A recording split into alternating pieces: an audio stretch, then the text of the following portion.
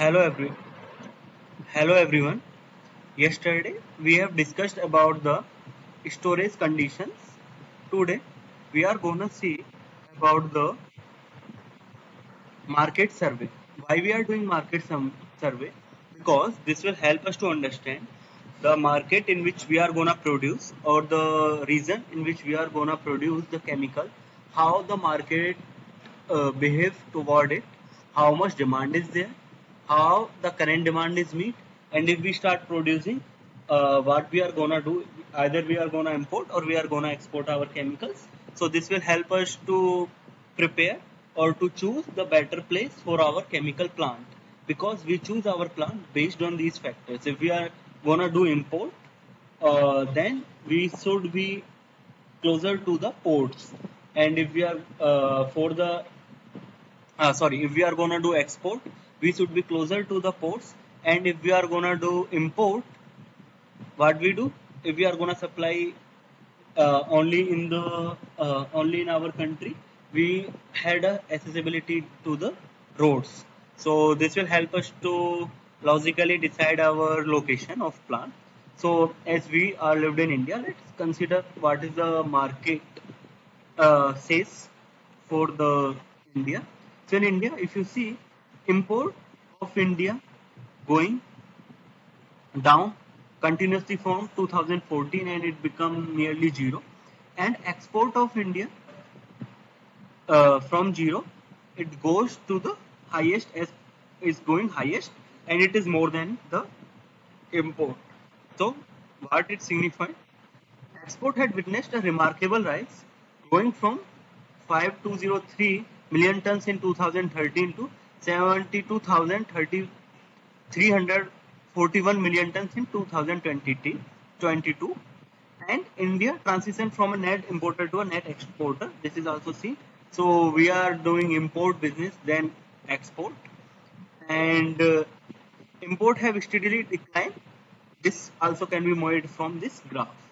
So now we are gonna see the key players, the other plants or other facilities that are gonna compete against us for this.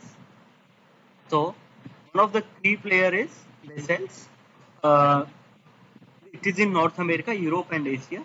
Repsol, it is a Spanish company in Europe.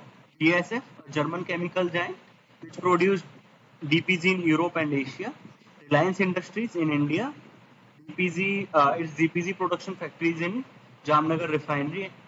GAIL India Limited also produces DPG at its Tata Petrochemical Limited joint venture.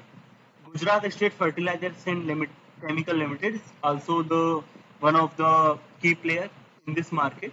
UOL Petrochemicals, a leading producer of chemical in India with DPG production at its Dahej plant, and Dow Chemicals, which is a leading chemical giant, and it produces in US, Europe, and Asia. So this analysis help us that in India there are few key players, in the world also few key players are there, and what we need to do, we strategically choose our location such that we are meeting the unmet demand at a cheaper cost than these key players, or at the same cost as these key players, so that our plant can survive and we are just meeting the demand that is unmet. So this is very important for us to understand this.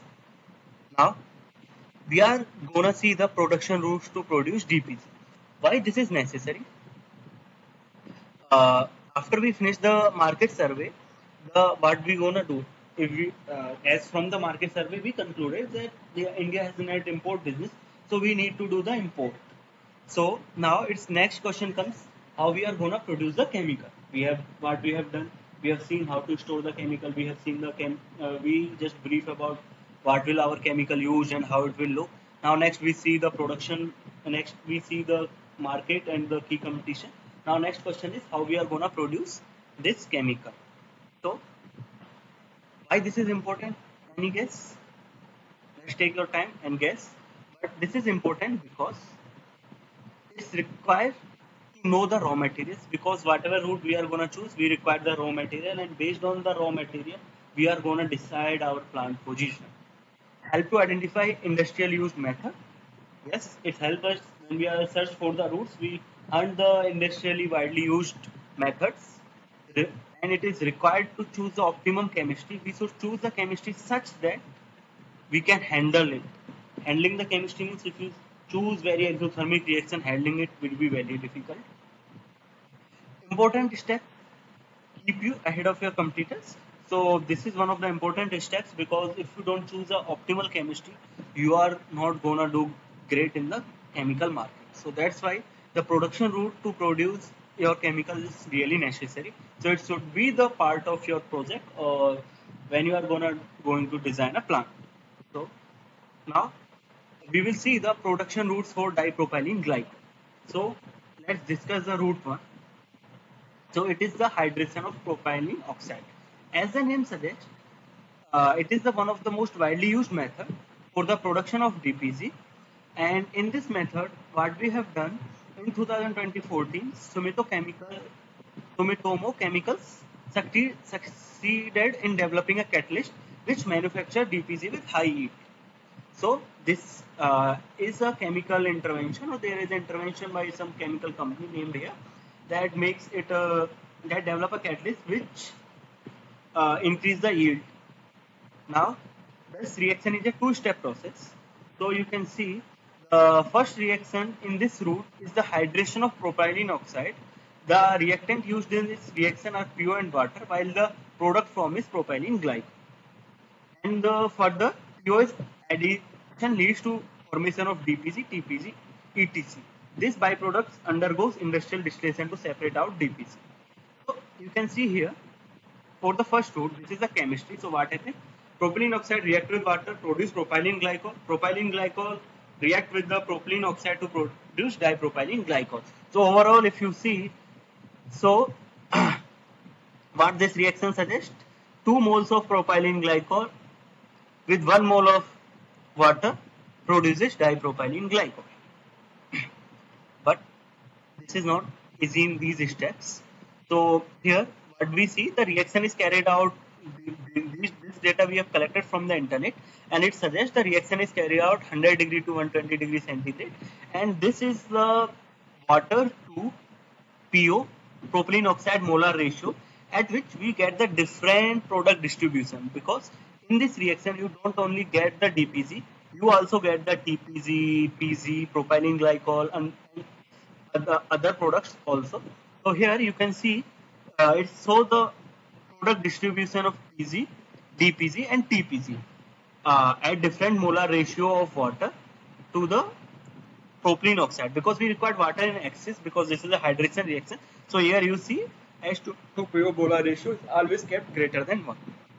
So from this data you can conclude that the 5 molar ratio of hydrogen to propylene, molar ratio of water to propylene oxide is the optimum at which we are getting the good yield of DPG, because if you focus other parts of this table, you can realize the DPG weight distribution goes down, it reduces as we go to the more H2O to PO molar concentration. So by this we are just ending our route 1 of hydration of propylene oxide, and next we will discuss route 2, that will be the hydrolysis of propylene oxide over solid bed catalyst. So thanks for your watching.